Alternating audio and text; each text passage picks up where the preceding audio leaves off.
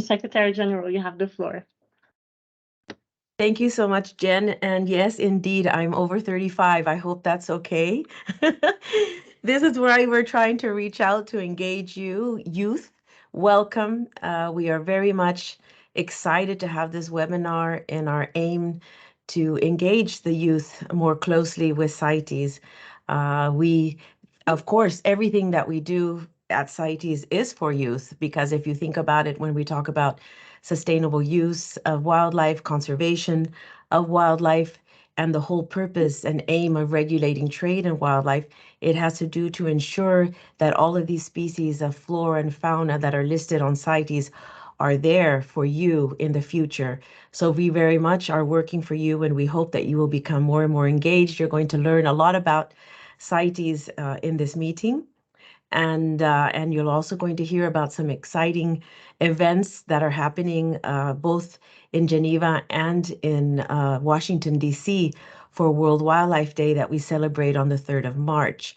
As you know, that's when, probably may not know, but you will hear more about it, when CITES was signed in 1973. So it's not only the celebration of World Wildlife Day that we do every year, but it's also our 50th birthday. So when better than during the mid-century of CITES, to engage more strongly with the youth and reach out to you to see how you can become part of the CITES stakeholders, because you have a very big stake in CITES to ensure that these wild species are there for you and for your children and your grandchildren.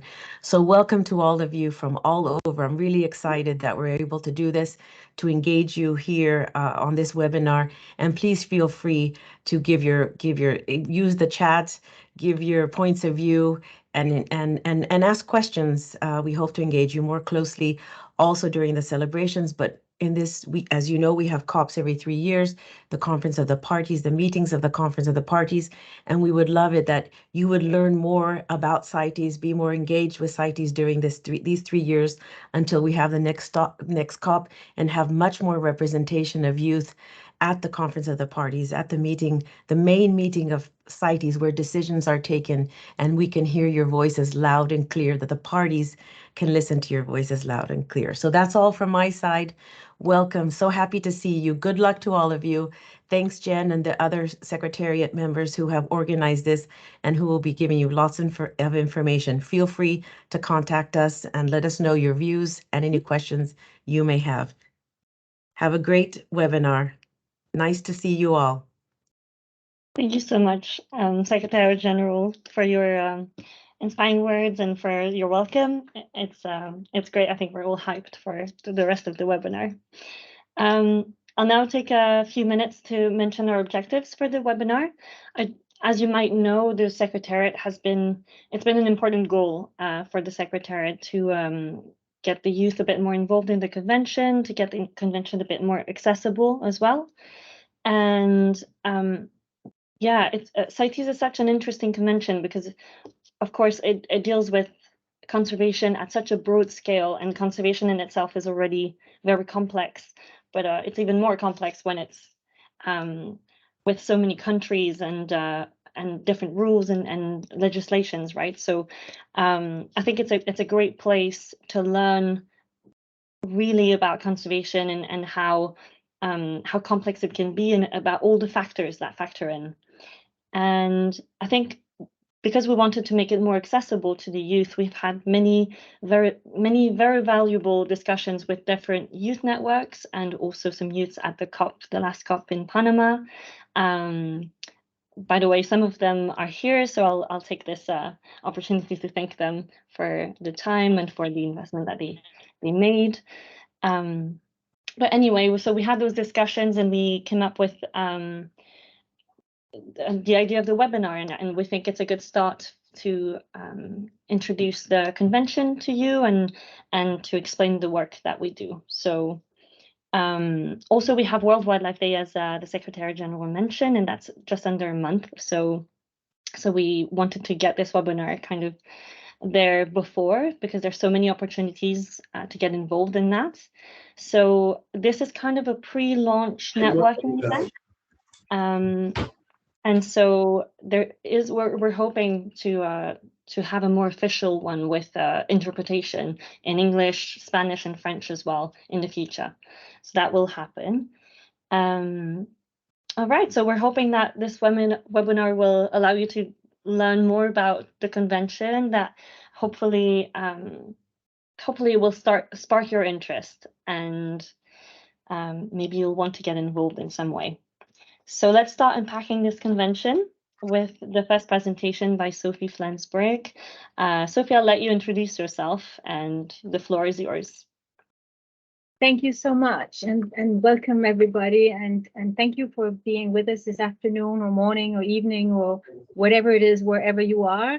I've just counted so far, we have over 20 different countries represented in this webinar from all the regions. Of course, a little bit less from the Oceania because it's the middle of the night over there. So understandably, there is not anybody from there, but otherwise we have both from Europe, from Africa, from the Americas, and from Asia. So welcome everyone. I'm from Denmark, and if you are not so confident in speaking or writing your comments in English, feel free to type them up in French or Spanish. Instead, we can handle both questions and comments in French and Spanish. So don't hesitate if you have a burning question, just type it up in the chat. As Jen said, I'm Sophie. I am a legal officer with the CITES Secretariat, and I've been here for 7 years.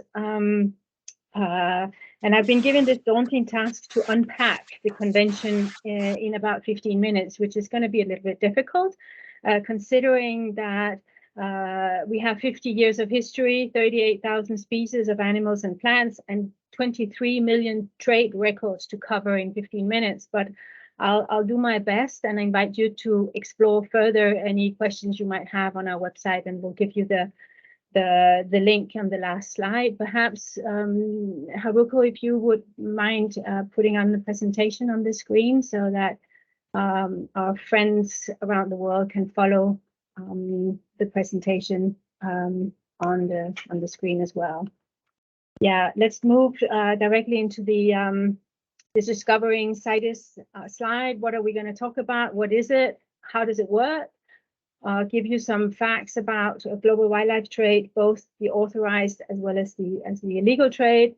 Give you a little bit of a story about the CITES governance structure, and a few facts about the recent meeting of the Conference of the Parties that took place in November of last year, which was just also mentioned by our Secretary General.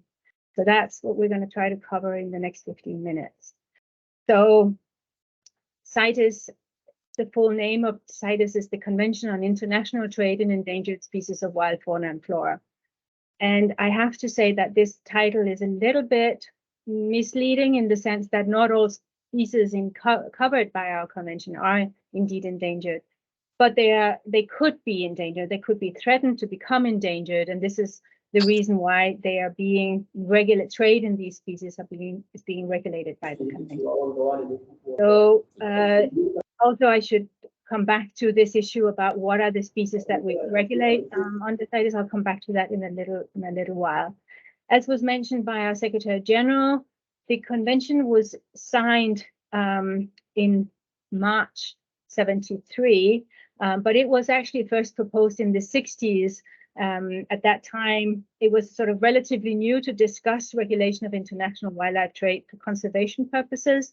But that discussion picked up in the context of an organization called the International Union for Nature Conservation, that you may have heard of, IUCN. And the experts in this organization agreed on the text, and it was then adopted in Washington on the 3rd of March, 1973. And it became operational on the 1st of July, 1975. So it's been around much longer than most of us, and definitely longer than most of you. Today, we have almost universal membership, if you consider that there are 192 members of the United Nations, and we have 183 states and the European Union as parties to this convention. All major trading economies have signed up and agreed to be bound by the rules of the convention. So this is important, even if there are a few countries that are not yet parties all major economies are. So today, CITES enshrines various degrees of protection to more than 38,000 species of animals and plants.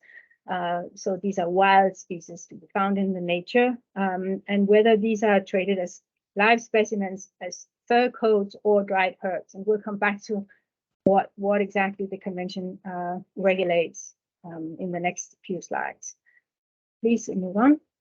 So, as I said, CITES is a multilateral, legally binding agreement, and it operates through an intergovernmental process, which means that governments from all over the world gather together to agree on the procedures, the rules, the species to be covered, etc. So it is really what we understand by a multilateral and intergovernmental agreement and process. And it is an international regulatory framework on trade, also on international trade in wild animals and plants. And parties must adopt national legislation to ensure that the convention is implemented and enforced at the national level, and to establish national authorities that oversees that the trade is occurring in accordance with the CITES requirement. The purpose of the convention is not to completely halt international trade in wildlife, but to ensure that such trade is not carried out at the expense of the survival of the species. As such, the convention doesn't promote trade, nor does it entirely prohibit trade.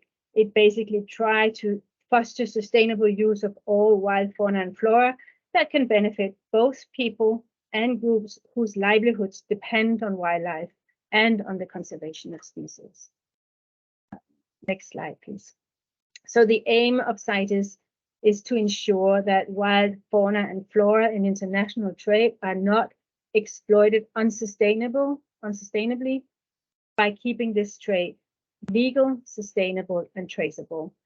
Legality, sustainability, and traceability are the three pillars of the framework that is laid out by the convention.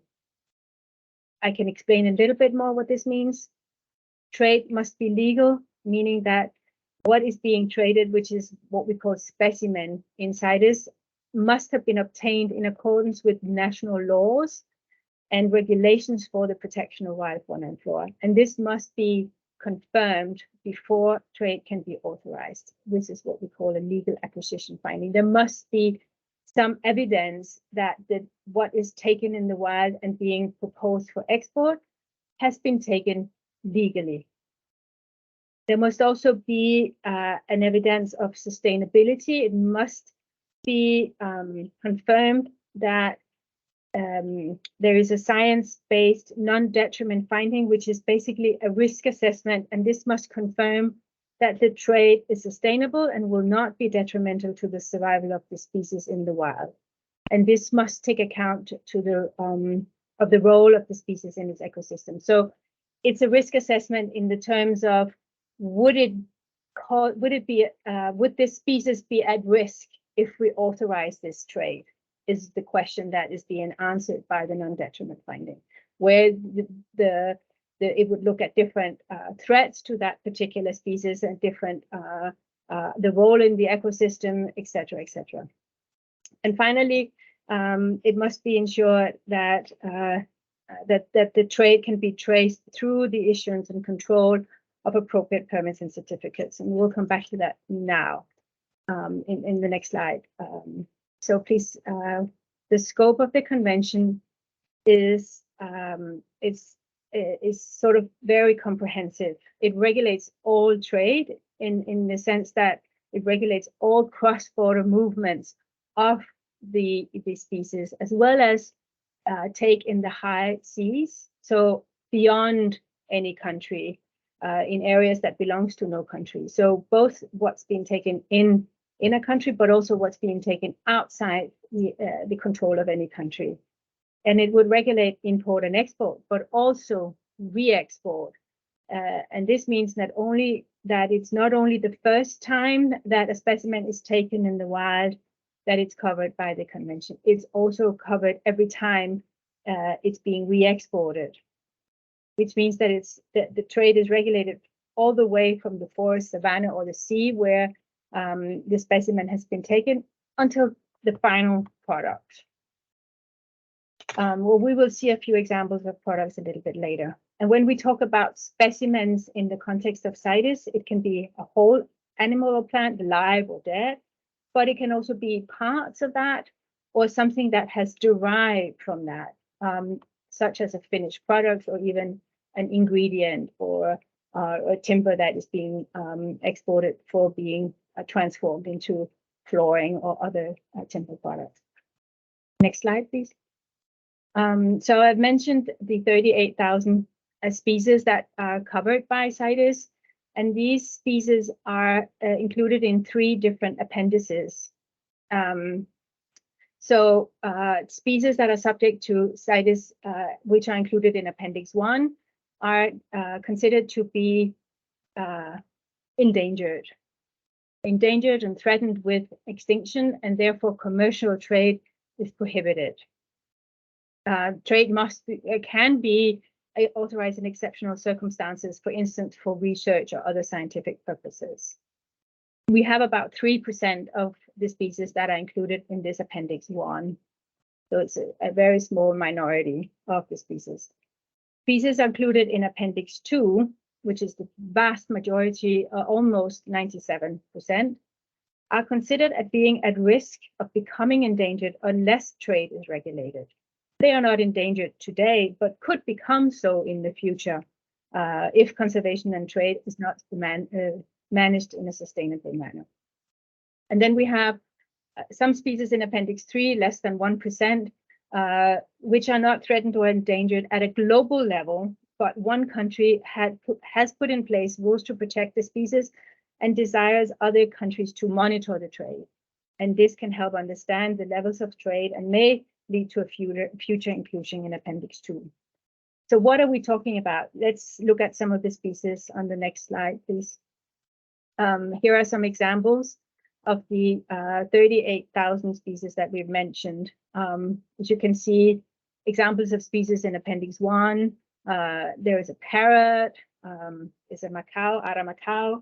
We have the pangolin, which is probably one of the world's most endangered mammals, as well as an iguana. So these species in Appendix 1, as I said, cannot be traded for commercial purposes. That's prohibited. And then we have examples of species in Appendix 2 where trade can occur, but under certain conditions. You'll see here the sloth, and you see a shell, as well as a silky shark. And finally, we have in Appendix 3 a mammoth and a couple of plants. So these are examples of species that you can find in the convention. I should mention that it's only species that are in international trade that we would include under the regulation of CITES. So you will not see, for instance, there could be species that are endangered and included in this CITES in the IUCN Red List and assessed as endangered in the IUCN Red List, but that are not included in CITES because they are not traded. Simply, there is no economic value with these species. They are not found in international trade. And so therefore, they are not fulfilling the criteria for being included in the appendices. So how does it work? If we look at the next slide, you will see these 3 key words that I mentioned earlier: legality, sustainability, and traceability. And you can also see a sample of what a CITES permit looked like. So this convention, as we've heard, was negotiated in the 70s, and it's still using mostly a paper permit that has to travel together with whatever is being in trade, which fills in all the different types of information. Where does it come from? Where is it going? What species is it? How much? What's the volume, etc. All these information is being included into these permits, and this data is then reported every year to the CITES Trade Database, which has been in existence since 1975, and therefore now have over 23 million trade records included, because it's 50 years of trade. So, how does it work in sort of very concrete terms? I'm just going to show you a little bit. of how this might work. If we click on the next, we'll have a trader that is applying for an export permit, a document to allow export, and it has to apply to the National CITES Management Authority. It's the national authorities of each of the parties that make the decision as to whether or not to authorize trade. It is not the CITES Secretariat, and the CITES Secretariat does not have a mandate to make such decisions. So the management authority will then check whether these conditions for authorizing the export are met, notably the legal acquisition of the specimen and the non-detriment finding, which they has to consult with the National Scientific Authority over whether this trade is sustainable or not. If it's a living specimen, whether it's an animal or plant, but in particular if it's a living animal, the CITES Management Authority will also check that the specimen, the animal, is prepared and shipped in a way to minimize risks and suffering for that animal in international trade. If all these conditions are met, the CITES Management Authority may issue the permit that you see there, it may also choose not to, because it may have additional national legislation in place, but it can issue this permit if the conditions are met. Then it can be the specimen and the permit can be taken to customs. We will then verify that all the documentation is in place and then endorse the permit, and the export can occur. Simplified how it works in practice. Of course, there are many exemptions and special procedures, but in general, this is how it works. A trader, a management authority that issues the permit, and customs that verifies at the border that what's being traded corresponds to what's on the permit. So what type of products are we looking at? There are many economic sectors that actually do rely on wildlife for their economy. We have the food that could be, you see here, caviar. It could also be wild meat, could also be queen conch, other marine species, plants. There are furniture that's being produced from rosewood, which is included in the appendices. There could be medicinal products, pharmaceuticals, vaccines, cosmetics, fragrances that are being produced, notably with orchids, but also with bark from African cherry and other types of plant species. And also, actually, also animal species are sometimes included in cosmetic products. We can have musical instruments, pets, ornamental plants, and fish. Here you see a photo of a falcon. There's quite a lot of trade in falcons that are used for leisure. We have leather products, fibers, jewelry.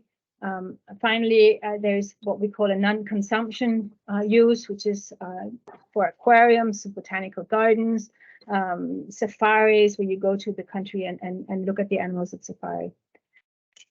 Okay, so what are we looking at in terms of figures? As I've mentioned before, there are over 23 million trade records in the CITES trade database, and I invite you to take a look and see what your country is trading in. It's relatively simple to do a search, and if we have time, we can do it online. But otherwise, here you have the web address for the trade database. It's all public. You can have a look and see what's been traded from your country, where is it going, for what purpose. We don't know. We don't have firm records of the value of the trade, but we can estimate that we're looking at millions, perhaps even billions of US dollars of trade on an annual basis. We have some figures, as you can see here. Queen conch, at least 60 million a year. Pythons, which are being used for watch strap, leather products, shoes, etc. At least $1 billion a year, and big leaf mahogany, 33 million a year. These figures are a little old, so I would suspect it's more today. There's one thing I should mention here, and that is that some of the trade, in particular the pythons, is taking place in animals that have not been collected in the wild, but that have been born in a farm. So they're being what we call captive bred. They're produced in a farm, just as you would produce cows and other domestic animals. You can also produce wild animals in a farm. They don't stop being wild. They're still wild species, and they're still covered by the convention, even if they're produced in a farm. The rules are a little bit different because there's not a same concern about sustainability, but they are still regulated by the convention. Oh, I think we're running a bit short of time, so let me speed up a little bit. You may have heard of illegal trade. Illegal trade can involve specimens that are not allowed to be commercial traded because, for instance, the species is included in Appendix 1. Here you see a lot of ivory tusks. Ivory is normally not allowed for trade for international trade. It could also be specimens that could be lawfully traded, but that have not been, where permit has not been issued to cover this trade. So it hasn't been formally authorized, even if it could have been because it's in Appendix 2. Illegal trade is a problem because it undermines legal trade. It can involve transnational organized crime groups that are also involved in other crimes, and it may threaten conservation of wild species and biodiversity. And here you can see that it's not only ivory and pangolin scales that are being traded illegally at the international level, it's a lot of timber. And here the issue is really that permits are not issued in accordance with the convention, and so the trade is illegal. But you can see also marine turtles, parrots, specimens of big cats, tigers particularly, will be traded illegally at the global level. So we do have some records on that that parties are providing us with. So before I stop, I just wanted to give you a quick snapshot of the governance structure, which is relatively simple. We have the ultimate decision-making body, is the Conference of the Parties. That meets every 3 years, and this is the body that will make the decisions around the amendments of the CITES appendices. So which species are we including into Appendix 1, 2, and 3 that I showed you before? That's a decision that is being made by the entirety of the parties to the convention.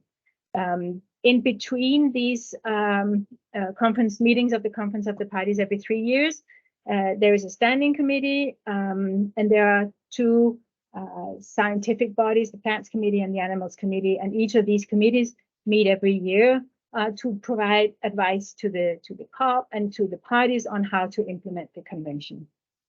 And finally, the CITES Secretariat is providing support to the committees and to the parties, and also helping us establishing and organizing these meetings of the committees and of the Conference of the Parties.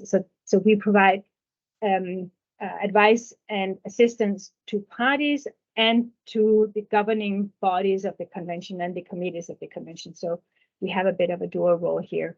The CITES Secretariat is based in Geneva. It consists of about 30 people, which also will give you an understanding of the limit of our capacity in terms of of what we can do in advising parties and the committees. Finally, as mentioned earlier, we had our last meeting of the Conference of the Parties in Panama just in November of last year. And if we take the next slide, you can see sort of a snapshot of what happened at that meeting. There were over 3,000 participants, about 140 media representatives. There were about 1,000 representatives of governments, so parties, from 164 parties out of the 184. So that's pretty cool. And then we had the meeting adopted a total of 367 decisions and 45 amendments to the appendices, which included about 500 new species in Appendix 2, mainly sharks and rays, over 100 species of sharks and rays, about 500 species, nearly 500 species of trees. So that's so 600 species that were included in the appendices, not 500, because we had nearly 500 tree species and as well as reptiles. And new resolutions, and all of these decisions and amendments to the convention, to the appendices, will enter into force in just a couple of weeks. And so from then on, trade in those new species is regulated by the convention, and permits are required in order for anybody to trade in those new species. I think that was it from my side. Thank you very much, Jen. If you look at the next slide, you will see here our website address. So we have a website available in English, French, and Spanish. You'll find a lot of information there. That's a funny email there. I don't know why that email slipped in there, but we'll put my correct email into the chat if you have any further questions. Thank you very much. Thanks a lot, Sophie. This was a big challenge to say, well, everything that we can say about the convention in under 15 minutes, but you made it, so that was great. Thank you very much. I think our colleague Panida has been compiling some of the questions. So Panida, if you don't mind telling a few to Sophie, so that I think some of them you can answer, Sophie. So thanks. So can you hear me? Yes. Okay, so there's one question about how to get involved with CITES, and another one is, how CITES will contribute to the youth leadership. And also there's one question with regards to the CITES permit for exports. So maybe Sophie can deal with that bilaterally or later. Yeah, so thank you very much, Jen. I think you will cover the questions related to the youth in your next presentation, so I'll leave those to you. With regard to the permit, the question was, is it easier to get a permit for wood when this wood has an FSC certification? So the question is, what's the link between a private Forest Stewardship Council certification and CITES? And it's not established formally that it is easier to get a permit if there is a private sustainability certification scheme in place. But obviously, a scientific authority that is making the risk assessment will take this into consideration and say, okay, if others have considered this particular tree plot to be managed sustainably, I'm taking this into consideration when I'm producing my risk assessment. So not formally, but in practice, this may have an impact, yes. Any other questions at this point? We'll look at the... There's one, Sophie, that is asking if a country is not party to the convention, can they trade already endangered specimen, and are they subject to the laws of the convention if they're not signatories to it? So the interesting thing is that, of course, a country that has chosen not to sign up to the convention is not bound by the rules of the convention. However, all the other countries, the 183 countries plus the European Union, can only trade with a non-party if that non-party put in place rules that are very similar to the convention. So we talk about comparable documentation.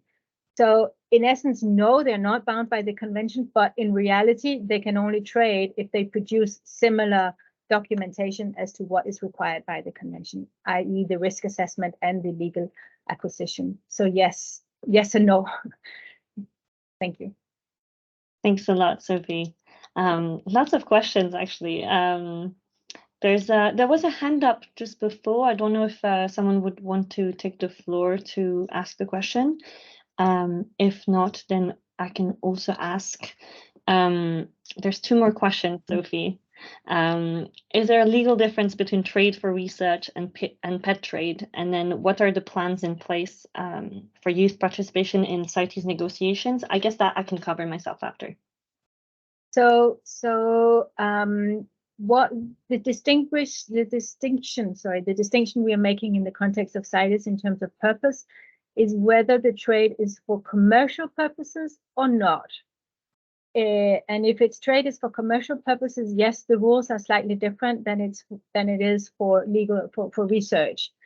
In other words, you can trade in Appendix 1, in specimen of Appendix 1 listed species for scientific purposes, if it's documented that this is for scientific purposes. But you cannot trade in specimens of Appendix 1 listed species for commercial pet trade. So yes, there's a slight difference, but it's commercial or non-commercial that is making that's the difference in legal terms. Thank you.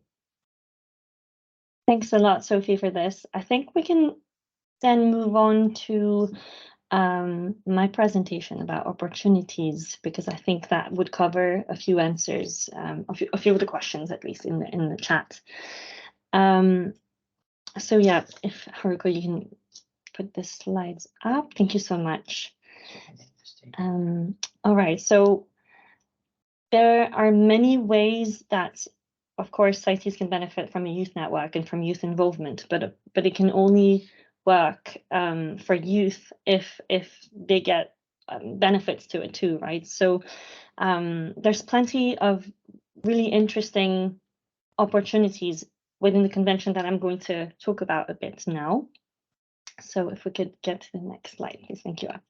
I hope you can, should have made it bigger, but hopefully you can read it.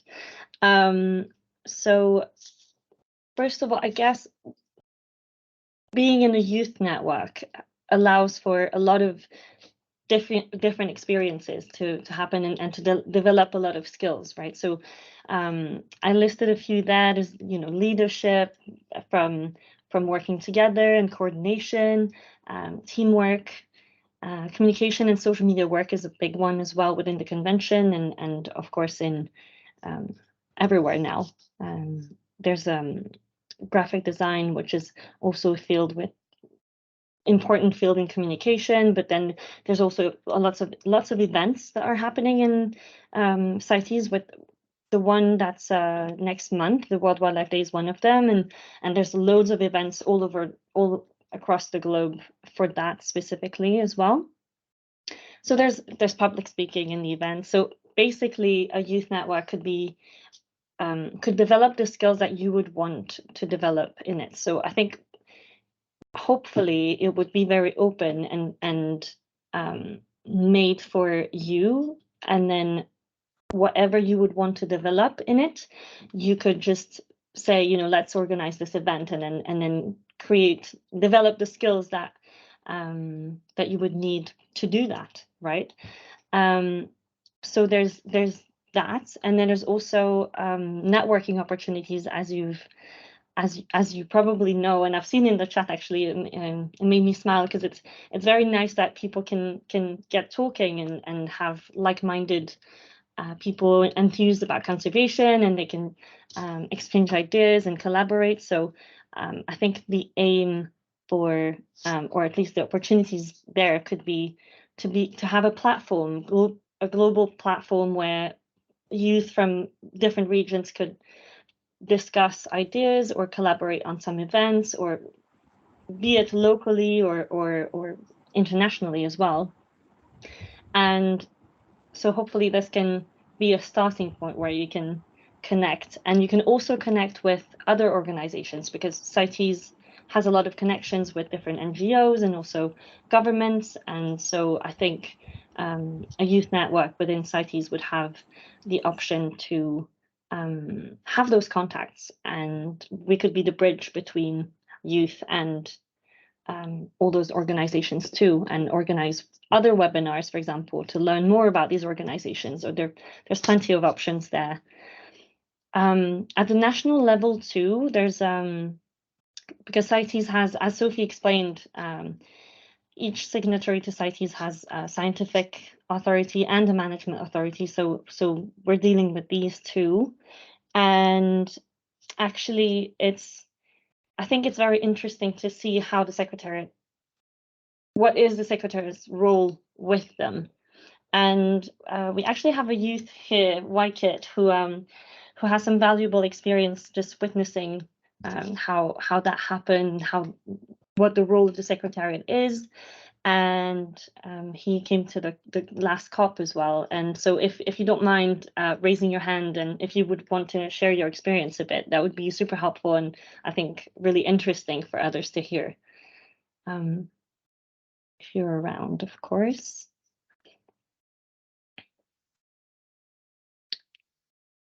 Don't know if Wykit, are you here?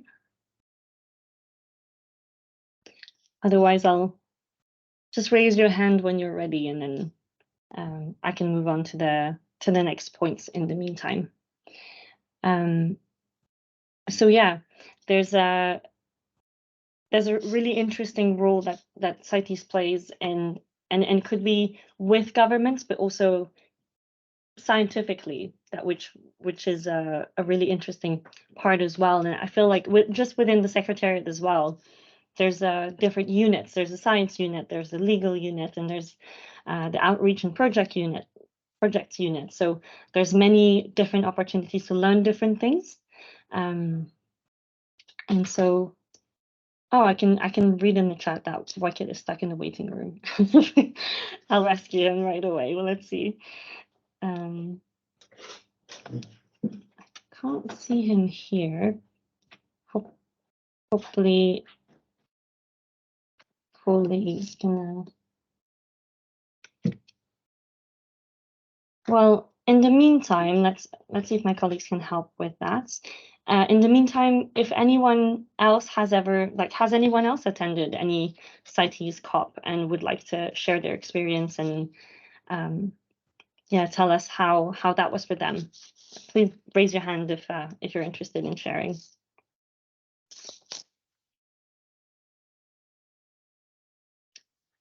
Watch it, we're coming.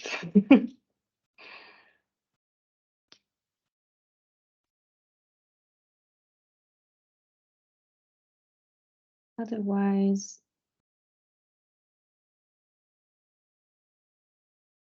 yeah, so I think on the I'm reading questions here and I can see that there's a how can I join the youth network? So I think this is kind of a pre-launch, and so I think the aim was to explain a bit what the convention is and see what who's interested in getting involved, right? So hopefully by the end of this, we can create kind of a platform. I think we're keeping this discussion for the end, maybe to see what platform we could take this to, so then we could share ideas, maybe a Discord thing, or then we could start, discussing. Ideally, I think what we were thinking on our end would be to have like maybe focal points in each region, if that would work with you, and then have them maybe communicate with us. There's many ways that we could do this, but this is kind of to see the interest, and then whoever's interested, we could create this platform, and then we could get the conversation going and take it forward, basically. All right. I don't know if we could get Wicked to join. Let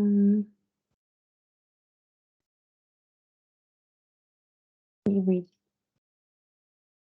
All right, let me read the question.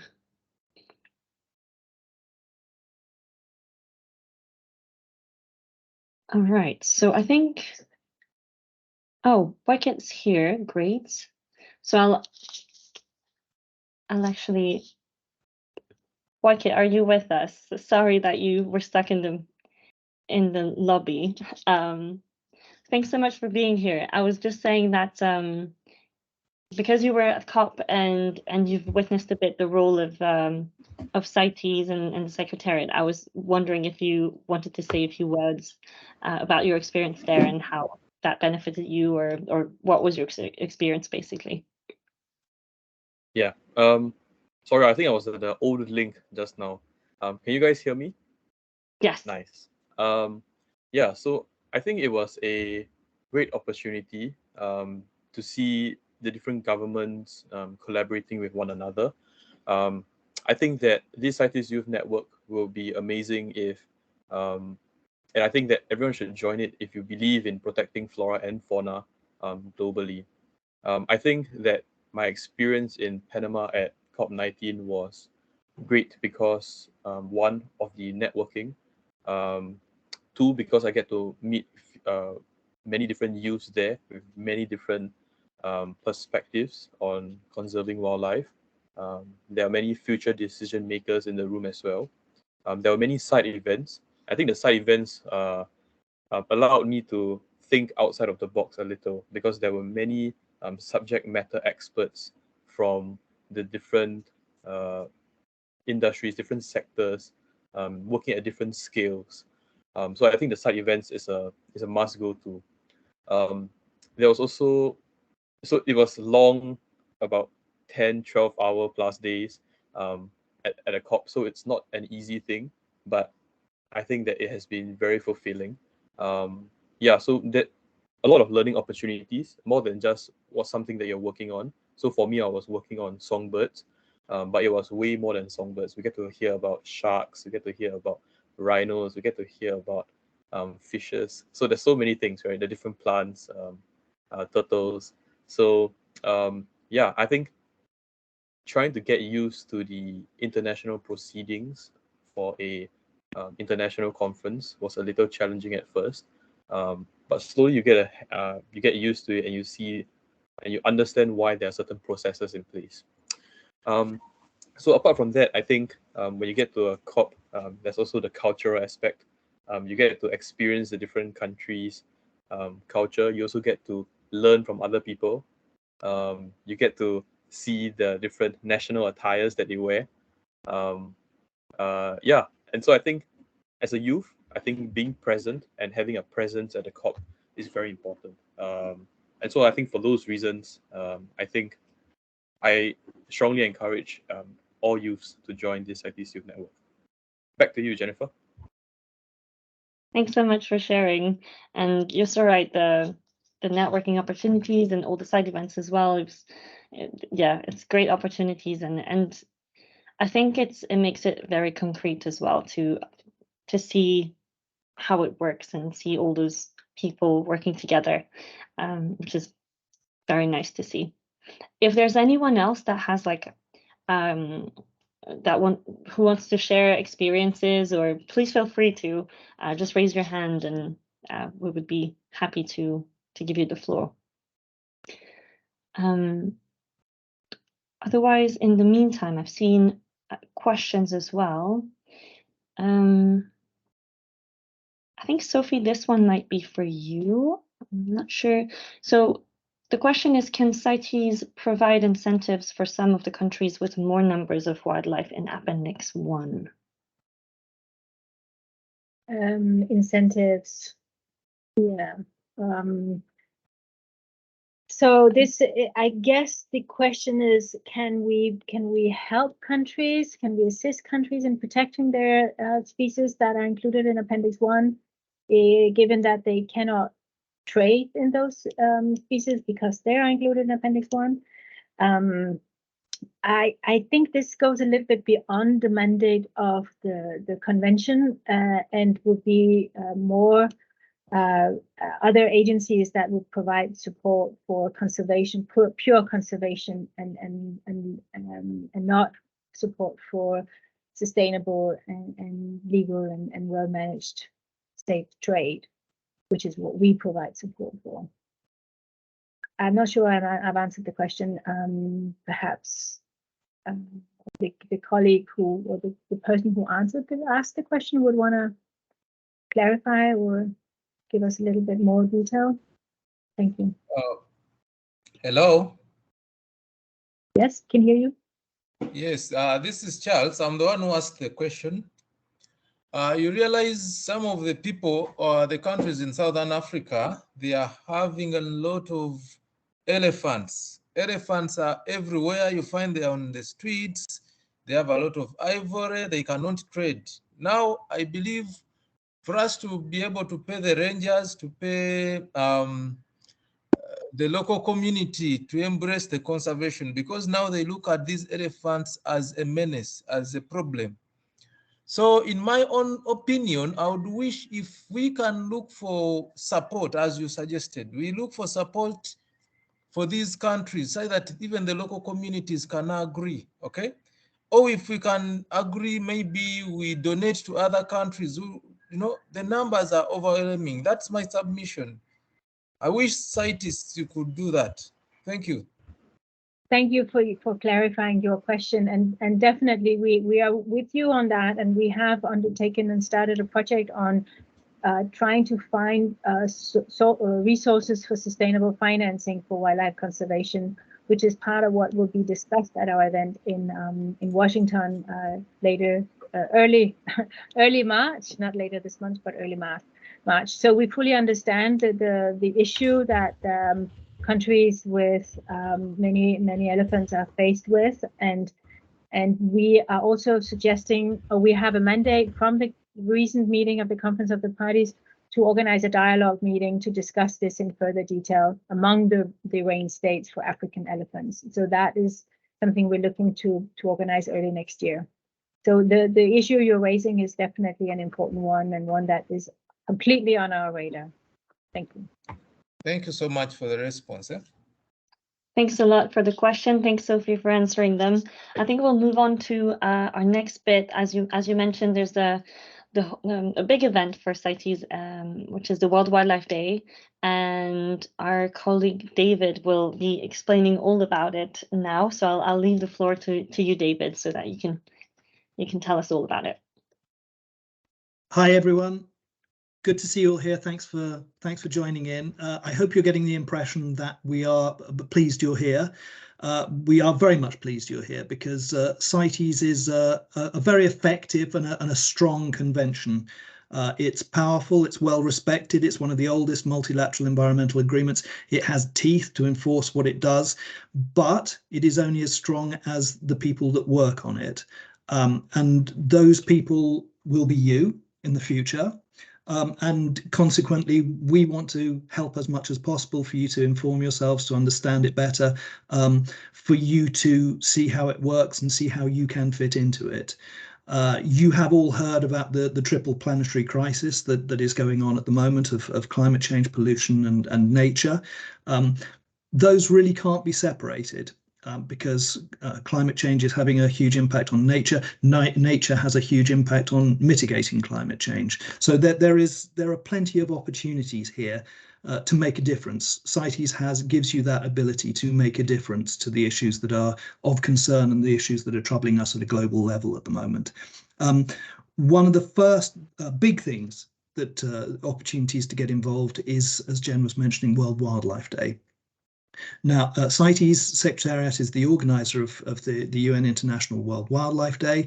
It is on the 3rd of March, which, as you have heard, also was the day that CITES was signed into being in Washington 50 years ago. So there's the 50th anniversary of CITES. There's the 10th anniversary of World Wildlife Day, because it was 2013 that the United Nations General Assembly brought World Wildlife Day into being, decided that there was a need for an international day that celebrated our wild animals and plants. And there is a reason to celebrate. We get so much from animals and plants. It is not just the beauty. There is not just the ecological impact, the biodiversity that sustains our planet and our well-being as well, but we get so much from it in terms of medicines and food and shelter and all of the different interactions that we have with nature are of such great value to us that it is absolutely imperative that we build. People are talking about a different relationship with nature. Certainly a sustainable relationship with nature is what is necessary, because if we take more from nature than nature can give back, then we are storing up problems for ourselves. Or I say storing up, there in many parts of the world, those problems are already being seen. So the theme for this year, each year World Wildlife Day has a theme, and the theme for this year is Partnerships for Wildlife Conservation. Part of the reason for that is it's twofold. One, there is a recognition that almost everything that is worth doing needs a partnership to do it. And it is not we speak as the Secretariat is one of the questions in the chat was the role of UNEP in this. All of the people at the Secretariat are employed by the United Nations Environment Programme. And I think there is a recognition that CITES over its 50-year history has been particularly good at building partnerships as well. I've told you already that it's very well respected and well regarded as an international convention. It has worked very hard. The parties to CITES have worked very hard to be as inclusive as possible and try and involve those groups that can have an impact on the viability of species and the sustainability of wild animals and plants. So this is why the theme of Partnerships for Wildlife Conservation is a particularly appropriate one, but it can mean lots of different things. And I think deliberately it was chosen for that reason as well, because while CITES is a multilateral agreement, which means an agreement at the international level between governments, there are so many projects that are going on that are making a huge difference in conservation terms that are happening at the level of 10 people, 5 people working together to do something important, to really make a difference. So there are those different levels. There is the international level, there is the national level, and there is the local level. And all of those levels need to work with each other if we're to achieve the goals that we have set for ourselves as a species. Humanity has to set these goals for ourselves to sustain our own well-being, to look after the planet and look after nature. So that's the reason for the Partnerships for Wildlife Conservation. If we go on to the next slide, if you would, please. We are talking about the 3rd of March. I hope that you will see, we will not have been doing our job very well. I should have said I work on communications for the CITES Secretariat, and we will not have been doing our job very well if you do not hear about World Wildlife Day over the coming days and weeks in the build up to the 3rd of March. But we would also very much appreciate your help in getting the message out there that this is an opportunity for people to be involved, to inform themselves if they want to, but certainly to show their support for wild animals and plants. There is a focal event which we're running. It's not going to be the only event by any means, but there is a focal event that's happening in Washington, D.C. CITES was signed in 1973 in Washington, D.C., so we thought it was only right 50 years later that we go back to Washington, D.C. to hold this event, and we're lucky that the Grosvenor Auditorium, National Geographic Society, is making the Grosvenor Auditorium available to us, and there will be 400 people there in person to hear about some of the shining examples of partnership work that are going on around the planet to try and make a difference for conservation, and we will be asking people to come there who will be able to talk to you. It will be live streamed. So it's not just the people that are there, but we hope that you will be able to tune in if you're not going to be there yourself, that you will be able to tune in and see these stories. And we hope that, as I say, this is not the only event, because if you are organising something, you heard from Waikit just now, and there's a fabulous youth symposium, a regional youth symposium that's going on in Singapore at the same time. And we want to hear about that. That is a fantastic example of an event that's being organised. But as I say, if it's you and a couple of friends who are organising something for World Wildlife Day, we would love to hear about that as well. And you can go onto the official site, the wildlifeday.org site, which will give you a chance to stick a pin in a map and tell us about the event that you're holding. Not just to tell us about the event that you're holding, but tell the rest of the world about the event that you're holding as well, so that people can, if you want to go to the map and you don't have anything to do, but you'd like to be involved in some way, you can click on the nearest pin to you. You can see what's going on. I'm sure it will offer you a chance to get involved with like-minded people as well, and contribute, and I hope have fun as well. The second link, so that's the wildlifeday.org link, that's the top of those 3 links.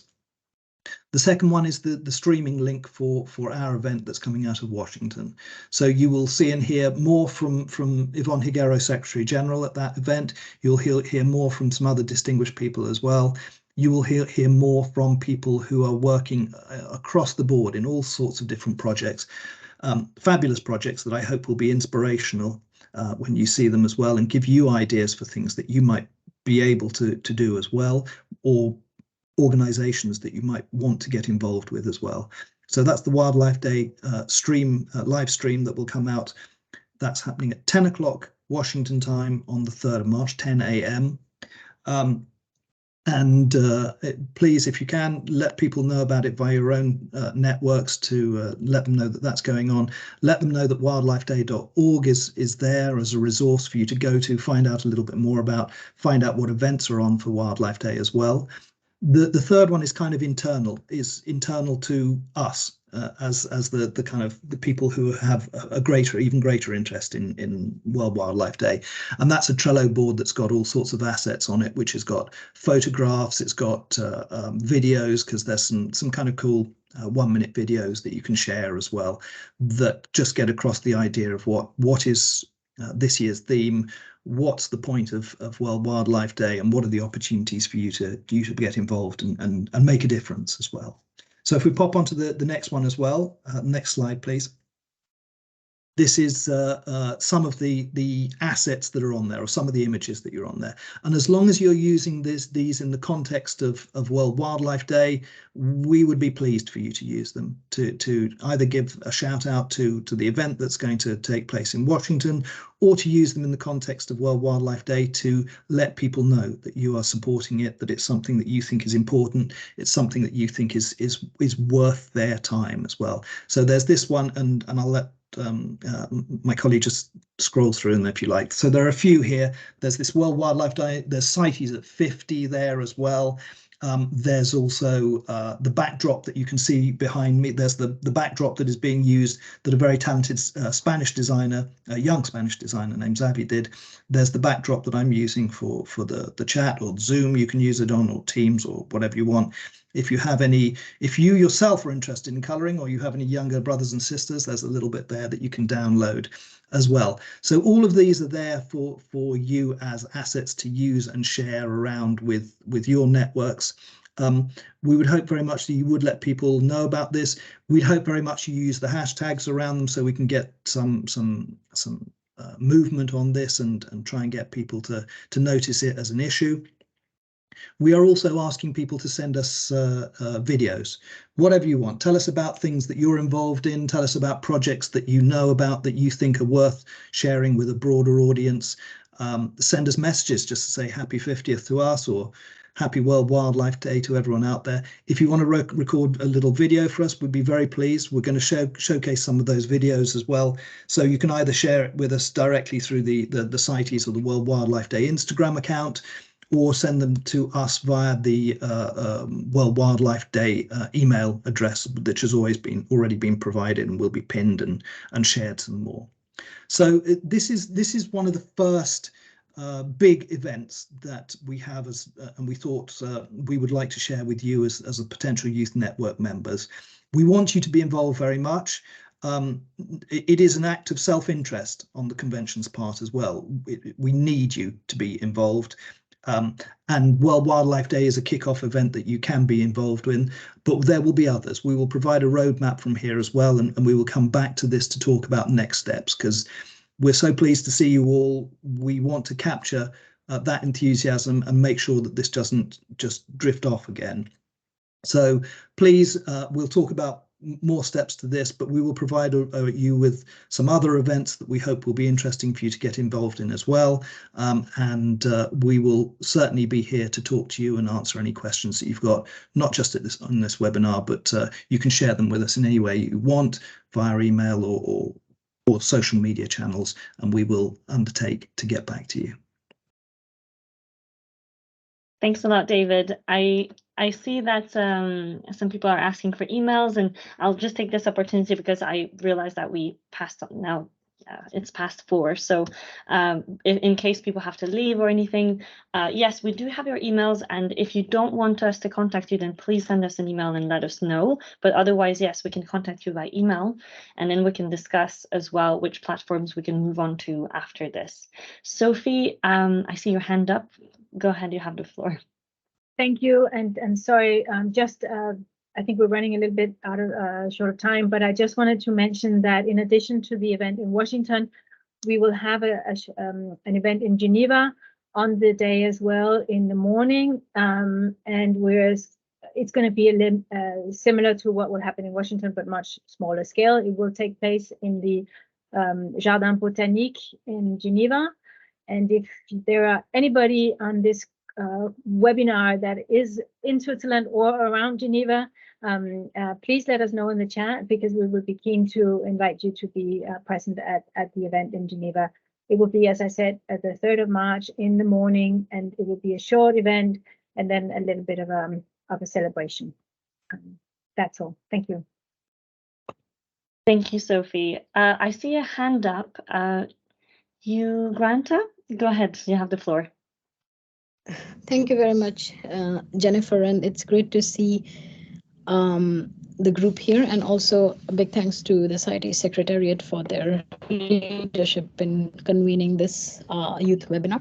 I'm Yugratna Shrivastava. I serve as Environmental Policy Officer in the Major Group for Children and Youth, and we worked previously with Haruko and her team during Stockholm Plus 50 process to organize the youth task force and the whole youth participation, which I had coordinated together with Swedish Youth Council and others. And I think we would be happy to have sort of a bilateral discussion with the CITES Secretariat on how do we approach this, because there are, I think there's a huge potential for CITES to further engage youth, especially CITES is one of the convention that first had a youth resolution, an intergovernmental resolution on youth affairs a couple of years ago.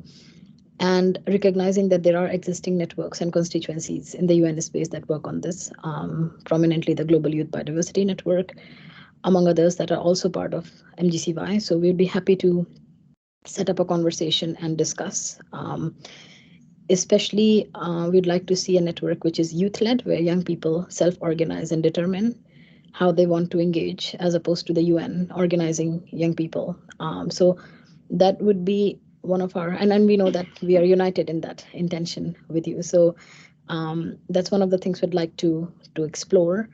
And I acknowledge that we wanted to do a bit more towards the CITES COP that was in last November. So hopefully we can further build on those conversations and see how we can move ahead to some of this. But we just wanted to express general support and then looking at how we can further cooperate and take some of these conversations further with you. Thank you. Thank you so much, Granta. It's very nice to know that there's a lot of enthusiasm around it, and definitely we'll keep that conversation going. This is just a start. So this is great. I see another hand. I guess we can just move on to the Q&A part. So yeah, please feel free to ask your questions. We're here until at least 4:30. So if you're happy to stay, then yeah, go. So I see the hand is Aubrey. So please go ahead, Aubrey. Hi, can you hear me? Yes, we can.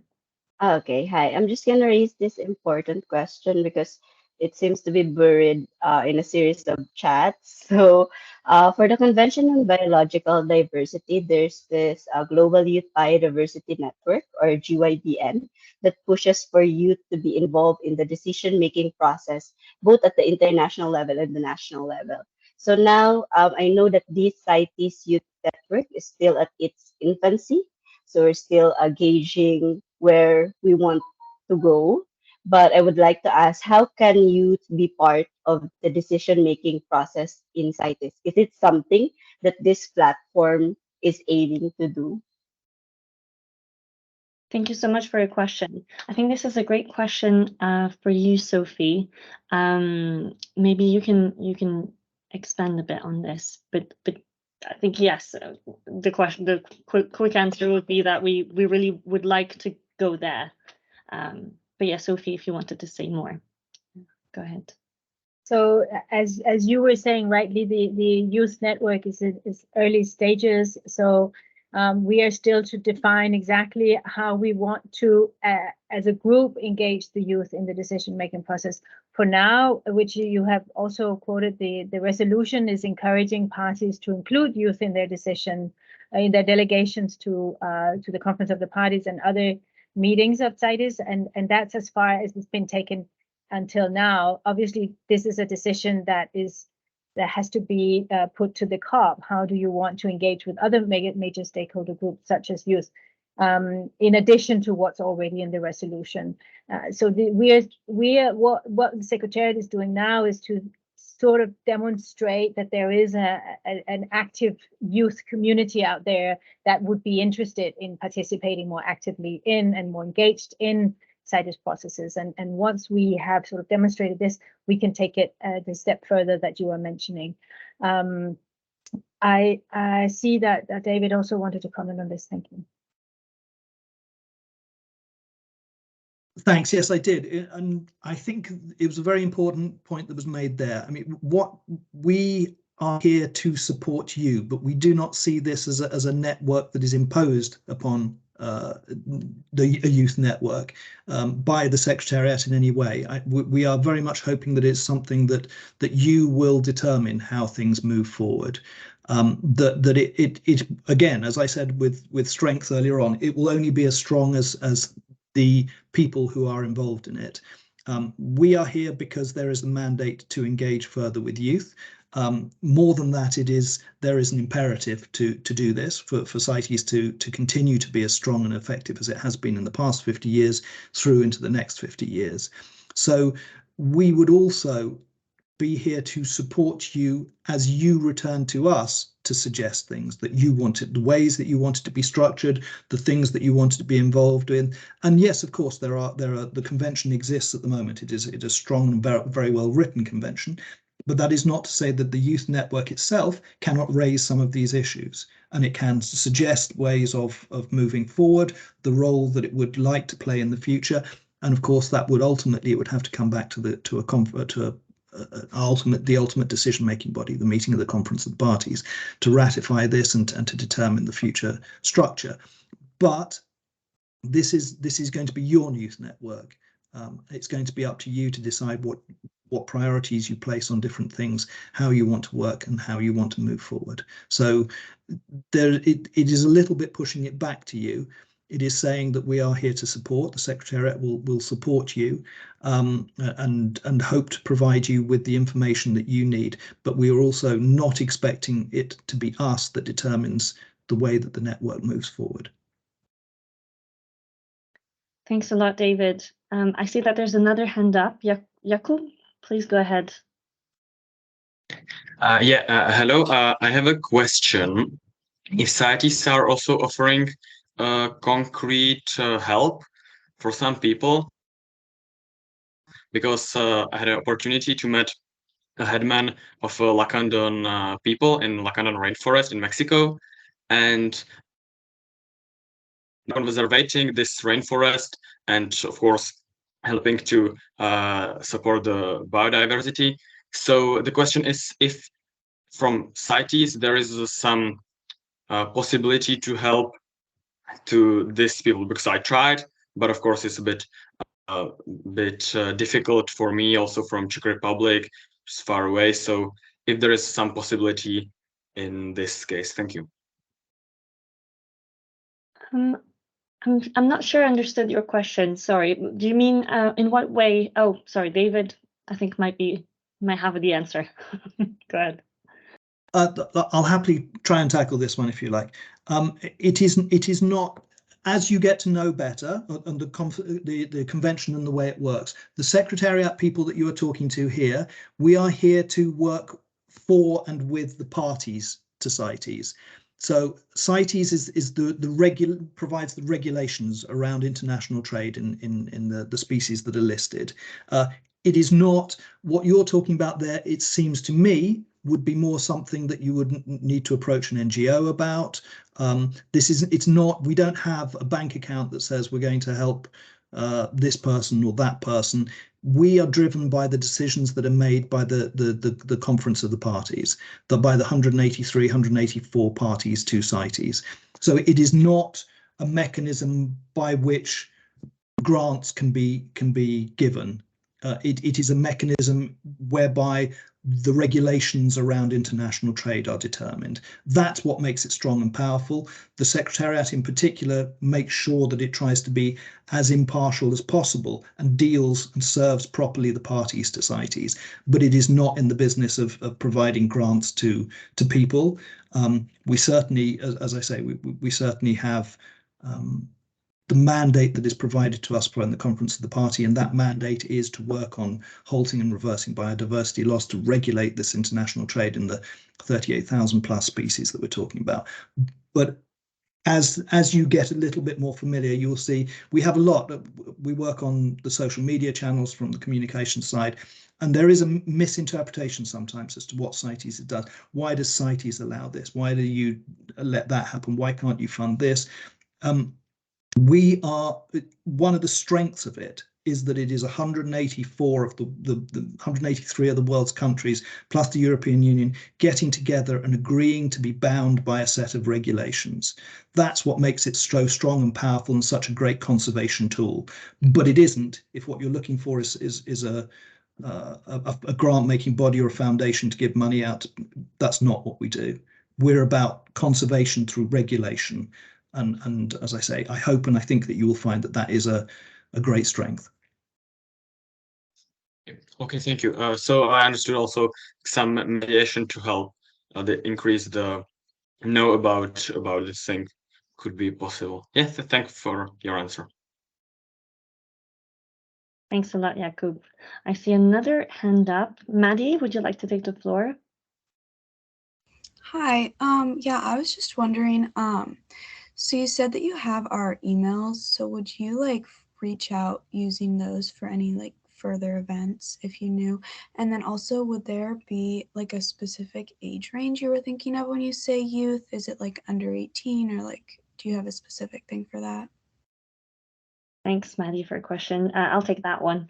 Yeah, so we are following the UN's definition. So it's 15 to 24 years old, but then that is respectful of each member state's definition. So depending on where you are in your country, that might vary a bit.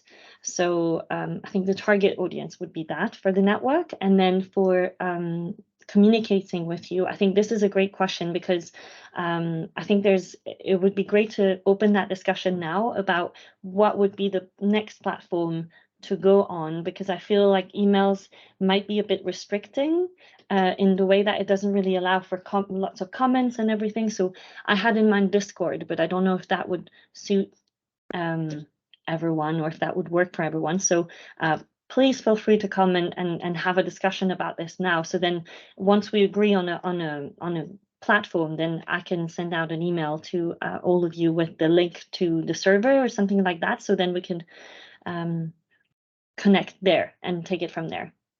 So I see that Telegram works.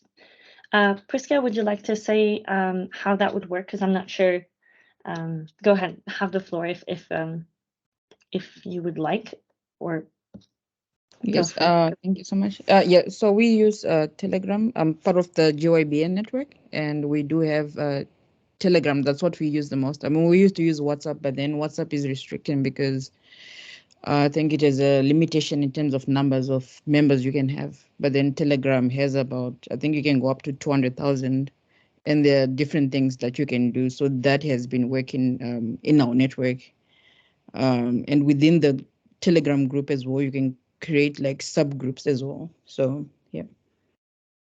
That's super good to know. Thank you so much. Well, if everyone agrees with that, then we can go with that, and I can maybe create a link and send it out to everyone. I think I actually will take. I see another hand up. You Granta, go ahead. Yeah, no, thank you so much. I just wanted to comment on the age, and we welcome sort of the initial views from CITES Secretariat of the age range that they have indicated. I think it would be important to perhaps look across the UN system. So if you look at the UN Decade Secretariat, which is also mandated by the UN General Assembly, it recognizes youth until the age of 35. And I think CITES is like one of the collaborating partners of the UN Decade as well. Now, if you look at the major group for children and youth, we recognize up to 30, but in some constituencies, we go up to age of 35 as well. And then there's a strong component of, children and adolescents engagement. So those are some things that we would need to look at. If we look at the UN Youth Strategy, which is a system-wide strategy of the United Nations, it has joint working group and high-level steering committee where the youth are engaged directly, and then that also goes until 30 and 35. So this would be an evolving conversation to be had, essentially, on how we can define, and I think it would eventually be for the youth constituencies to determine up to what age range they want to engage youth within their network. So that's what I wanted to mention. But then again, having this sort of initial suggestion from CITES is very good to as a starting point to discuss on this. Thank you. Thanks a lot. Yes, absolutely. And as you said, it is a starting discussion. And I think Sophie might be able to give a bit of clarification around this. Sophie, if you don't mind.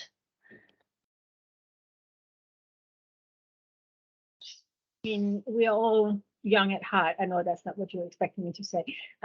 What CITES parties have adopted this resolution that we've mentioned a few times around the youth, and have basically said it's not a set definition of youth, but there are different UN regulations and resolutions around this that should be taken into consideration.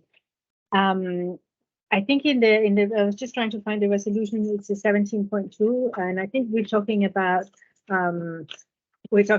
up to 25 in this resolution.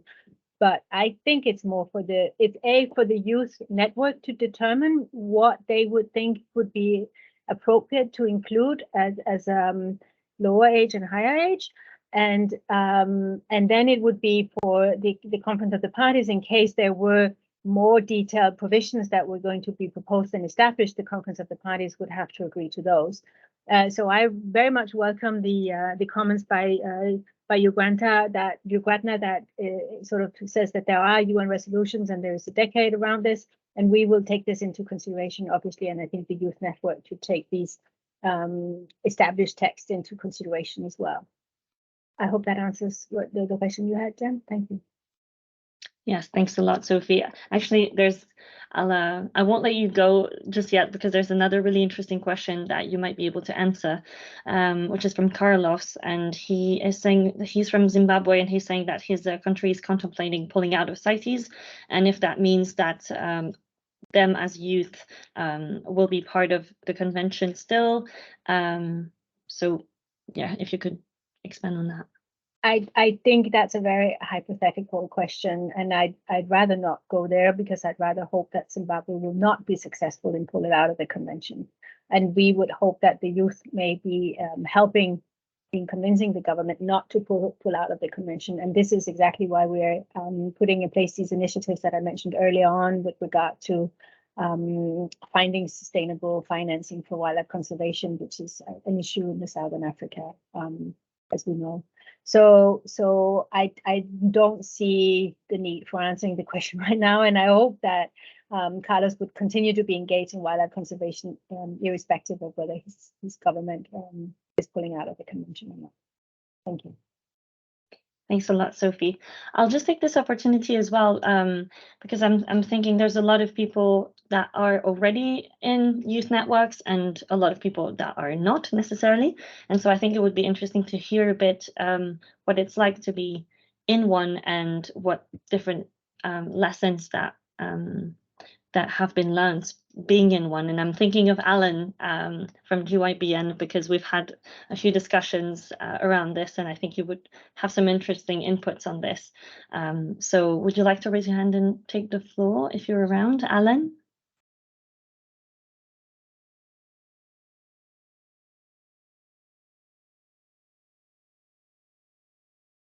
Maybe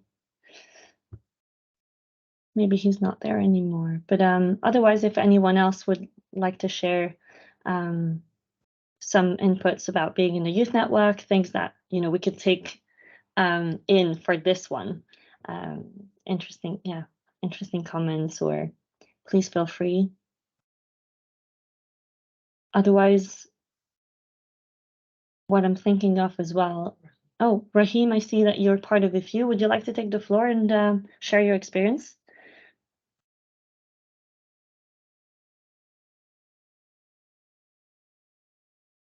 Oh, okay, then never mind. Fair enough. I see that Muhammad have asked for the floor, so go ahead, please.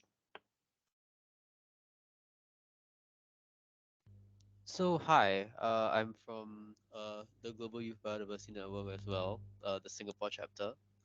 And I suppose my question is, now that you've also mentioned that there are a lot of existing youth networks related to biodiversity, my question is really, how does the CITES Youth Network value add to them? Because if it's trying to do some of the same things that the existing youth networks are, I don't think that that's a very useful investment of effort and resources.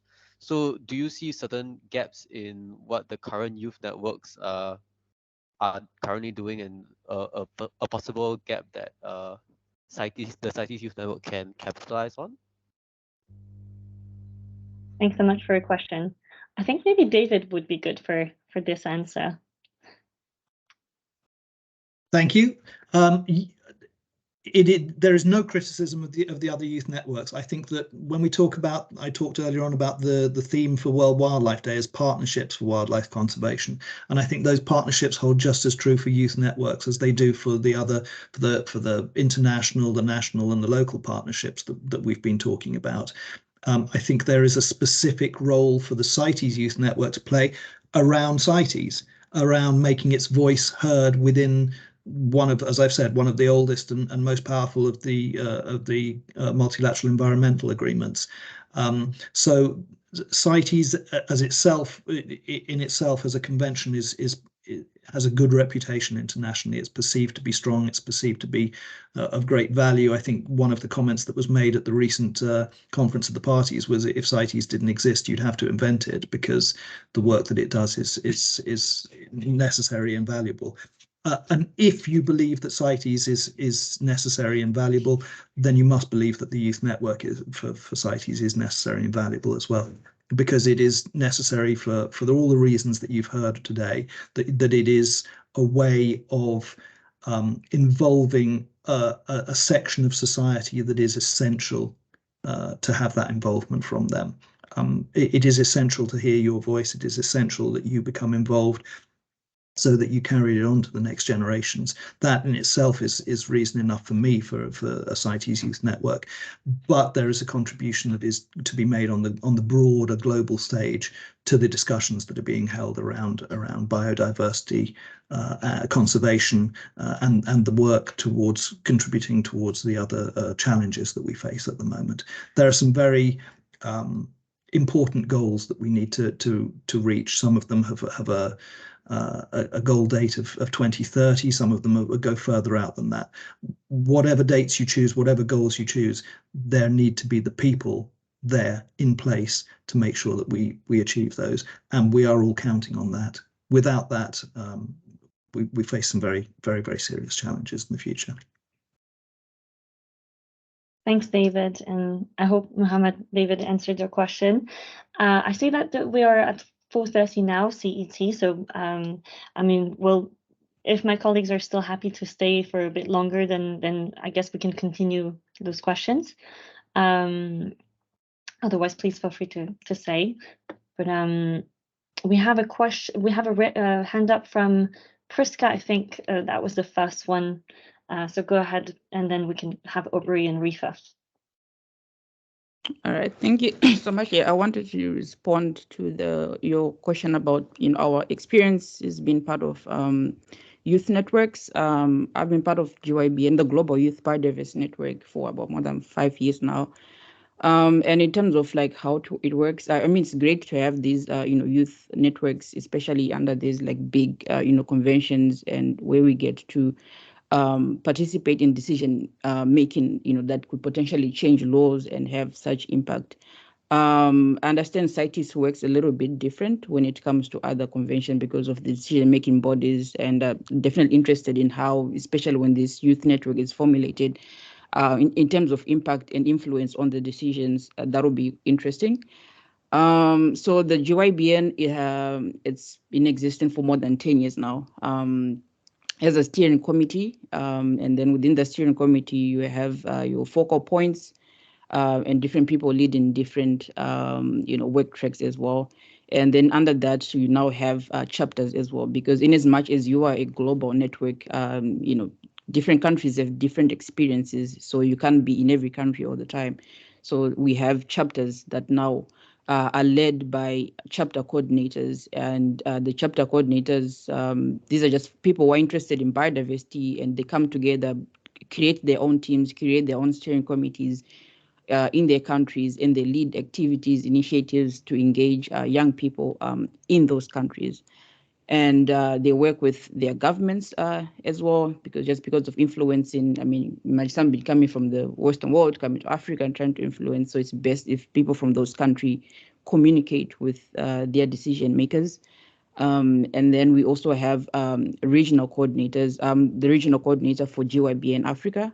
So in addition to working with chapters, it's also working with other youth in Africa as well, because not everybody is part of GYBN, but the work that we do sort of like is interrelated to all the, I guess, environmental issues that other young people that are not part of GYBN that, for example, focus on climate change and how all those issues are all related. So it's us coming out together to say, how can we work together on these issues instead of working in isolation.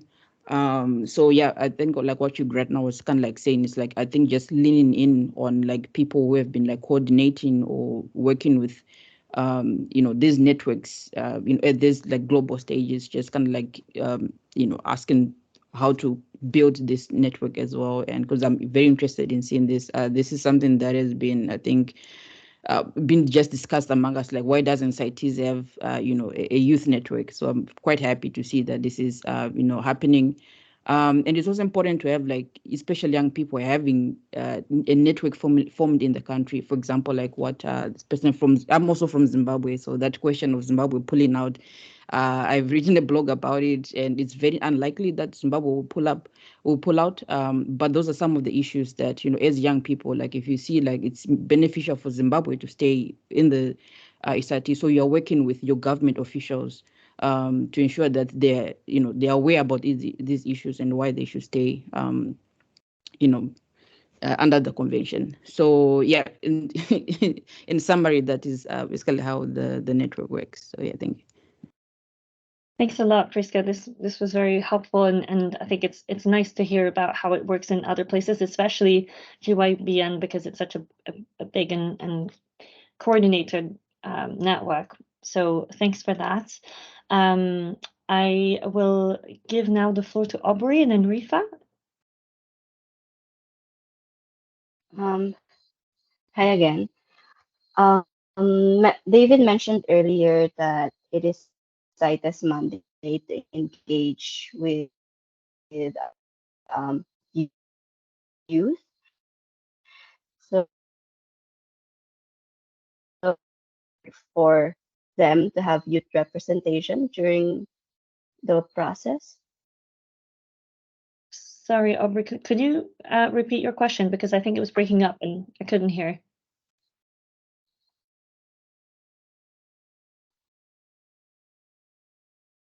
I think we lost you for a second. In the meantime, if you're not able to speak, maybe Rifa can go ahead and take the floor, and then Aubrey, you can try again later. Hello, thank you for the opportunity. So I was thinking, like, everyone is already talked about the other youth networks like GYBN and also major group of UNEP, major group of children youth, and I'm also involved in those groups. So I saw that there is mostly like policy work and everything, but and other things obviously. But I think in this CIETS, as it's mainly focused on the illegal trading of wildlife. So I think on ground or in ground work is mostly important here. So I also did workshop, government workshop in my country under forest department, and where we have a unit where is wildlife crime control unit. So it's where they actually look for illegal trading and everything. They rescue wildlife and everything.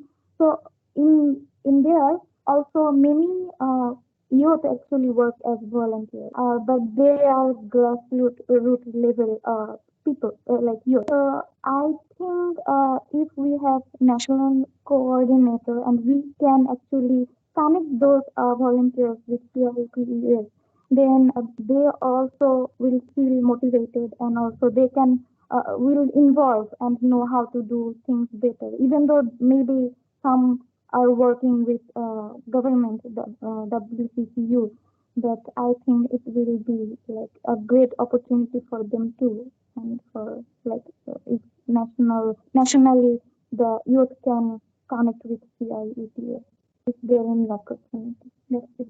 Thank you. Thanks a lot, Rifa. Absolutely, you're right, and I think it would be really I think it would be an efficient way to have, those those focal points locally, and then have them communicate between each other.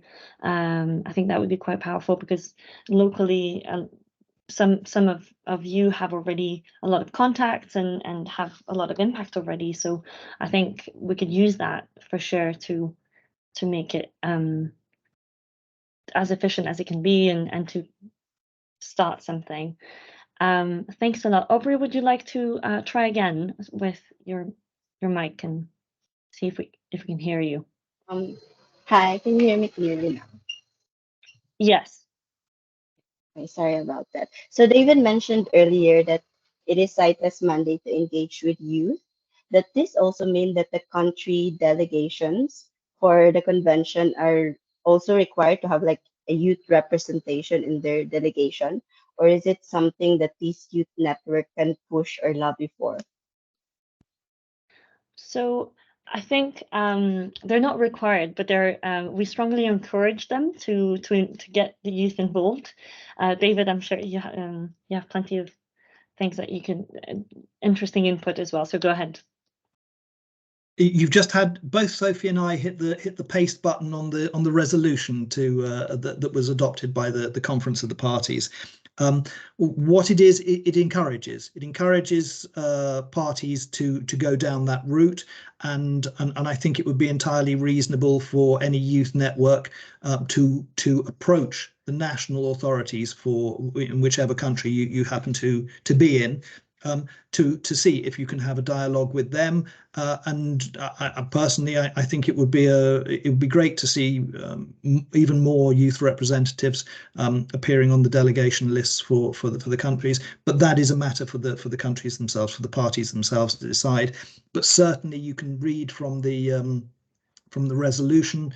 The mandate that we were talking about involves a number of different things. It involves liaison with existing youth networks. It involves liaison with the UN youth networks that are already existent. It involves encouraging parties to take youth delegates to the Conference of the Parties as well. So there are a number of different steps there, and this youth network, as we've talked about as well, I firmly believe that all of you that want to be involved with this will have your own ideas for how you want it to move forward in the future, and how you want to make sure that your voice is being heard. Thanks a lot, David. All right. Well, if there's anyone else who wants to take the floor, please go ahead. Otherwise, I'm thinking it would be quite nice to, before we all leave, to have a group photo with everyone that's here. So if everyone wanted to turn on their camera, then we could have a nice kind of screenshot thing where, because we're quite a lot of us here, so that would be quite fun. In the meantime, let me just read if there's plenty of questions. So I realized that we weren't able to answer all of the questions, but feel free to contact us through our email if you would like to have some more answers. I see that some people are still putting on their cameras, which is great. Great to see you all. All right. Let's see. All right. So if you're all ready,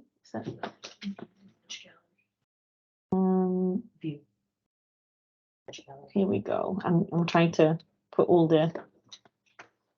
Here we go. That's much better like this. Sorry, technical things. All right. Well, I will take a screenshot now. So I guess say CITES or cheese or something. All right. Very nice. Thank you so much. Great. Now I think what would be nice to end on would be we have a public service announcement for the World Wildlife Day event, and I think it would be really nice to finish on that. So if Haruko, you can put that. Oh, I see that Sophie, you have a hand up, so I'll give the floor to you first. Just a very, very quick announcement or information for those of you who've asked about how can I learn more and what are the training needed and what are the opportunities for youth to be engaged in CITES issues. more in substance. And I just wanted to mention that there is a master's course in CITES that is held every 2 years in spring from April to summer, and then for the rest of the year, students are preparing their master's thesis. It's held by the International University of Andalusia in the south of Spain. Next time will be spring 2024, so next year. And if you are interested in this CITES master's course in Baeza, information will be shared on the CITES website in the middle of this year for potential students to register. And there are a limited number of tuitions that are being offered to cover the cost. But generally, it's a very cool opportunity. You meet people from all over the world that are engaged in working with CITES and CITES issues, and the CITES Secretariat is involved in providing some of the lectures, and other people from all over the world, from the US, from Spain, from Brussels, are joining to also provide lectures at that course, which is, as I said, runs from April to June in person in the south of Spain. And then from July onwards until I think it's April the year after, students are preparing their master's thesis with support from one of the mentors that has been lecturing at the university. I don't want to say much more. I just wanted to mention that this is an opportunity for both youth and not so youth to be engaged more in substance on the convention and the issues around trade in wildlife. Thanks. And now I think we can move to the public service video. Thanks, Sophie. Sorry, I realized I hadn't muted myself. If Sophie can share the link for the Baeza Masters, that would be great as well. And I see that some people are asking for a follow-up email. Of course, I will send. I think I will set up a Telegram then link. I'll see how that works because I'm not super familiar with it, but I'll try to see how that works, and then maybe this could be like there could be subgroups within regions.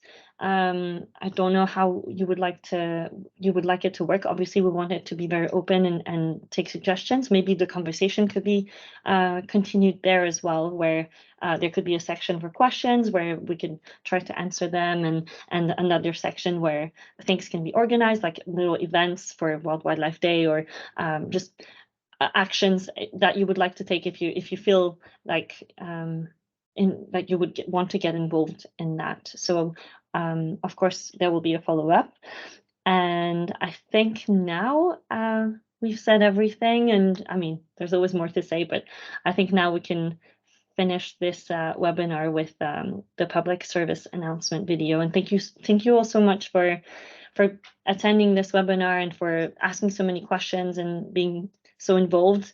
It's so great to see, and I'm really excited to see how this will continue, and yeah, thanks for being there. All right, let's put the PSA now.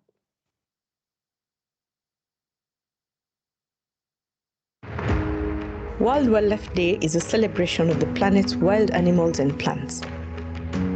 1 in 8 of all wildlife species is threatened with extinction. Animal populations are declining at unprecedented rates. It's a global crisis and one that threatens us too. There's only one way that we can face down these challenges and reverse this dangerous loss in biodiversity, and that's together. On World Wildlife Day this year, we focus on partnerships for wildlife conservation, celebrating the best and the most effective conservation work that is happening at a global or local level. Work that is building a better and a more sustainable world for nature and for us. What work do you want to tell us about? What do you want to hear more about? Join in and make a difference.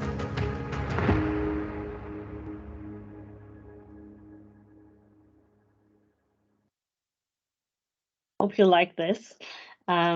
We surely did. And so thanks a lot, everyone. And let's keep in touch via email, Telegram, and everything.